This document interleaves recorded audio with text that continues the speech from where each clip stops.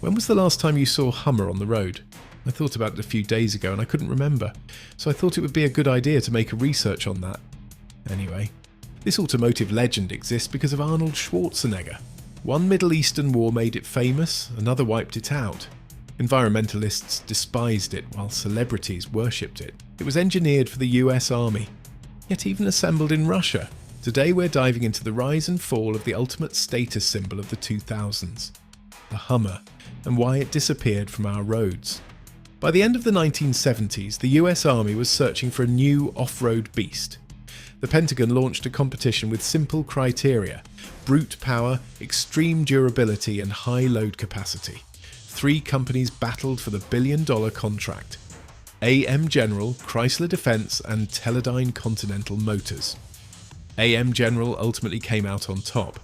Teledyne, however, left behind one surprisingly fun subplot. So they built engines, not full vehicles, so they partnered with an unlikely brand, Lamborghini.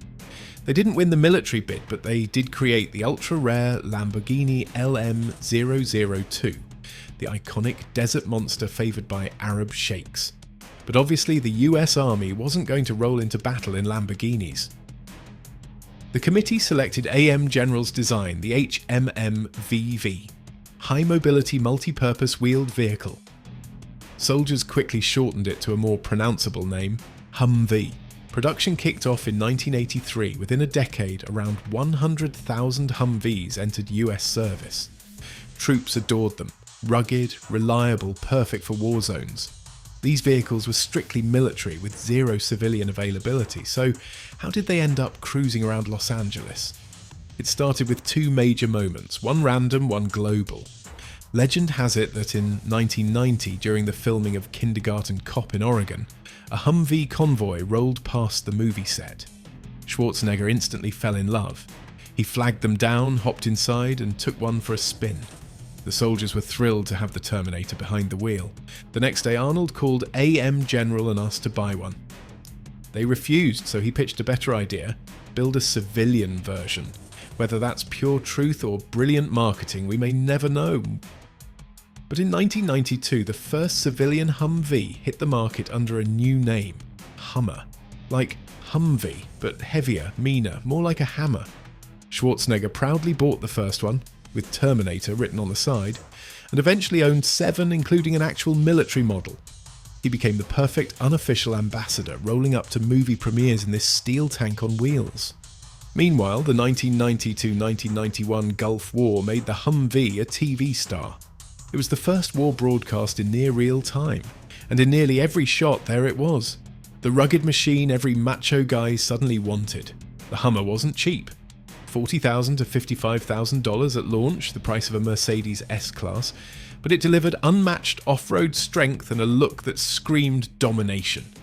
Trying to turn an ex-army vehicle into a luxury ride meant leather seats and nicer sound insulation, but critics joked it was like putting a tuxedo on a gorilla.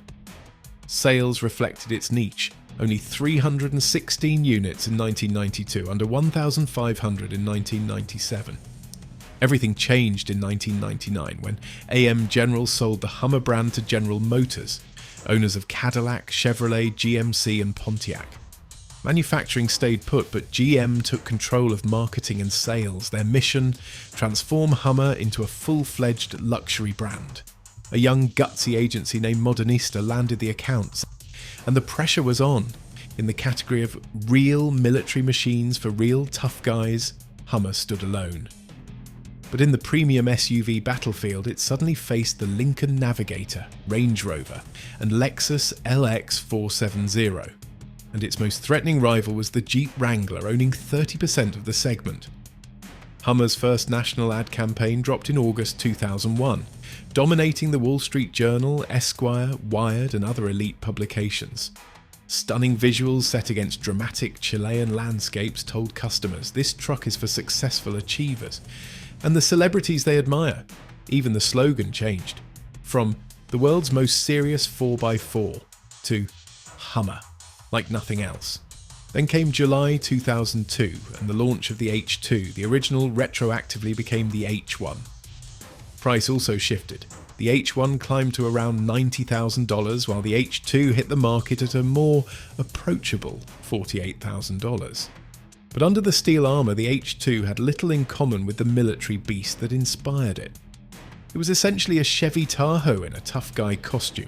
Less authentic, far more comfortable. And marketing went all in. Glossy magazines booked massive spreads, and the campaign surprisingly focused on female drivers, who already accounted for about 10% of H1 owners.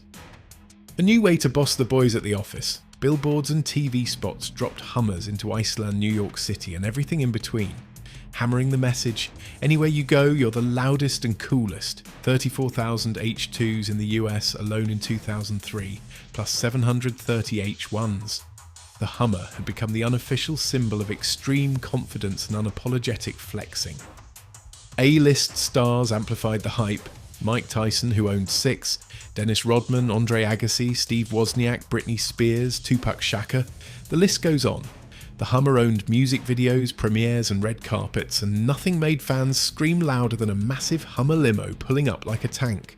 Russia caught the fever too. In 2004, H2 assembly began in Kaliningrad. The American version cost about $100,000, but the Russian-built version was $86,000. It was practically homegrown. By 2006, Moscow had roughly 1,500 registered Hummers, more than any city on the planet. Its audience mirrored America's: businessmen, gangsters, celebrities, all wanting that larger-than-life presence. And in 2005, GM launched a third model, the H3. Smaller, cheaper, and based on the Chevrolet Colorado pickup, it hit the sweet spot for the middle class at $30,000. Great for city driving, less fuel hungry, still aggressive. That formula worked. 2006 became Hummer's peak year.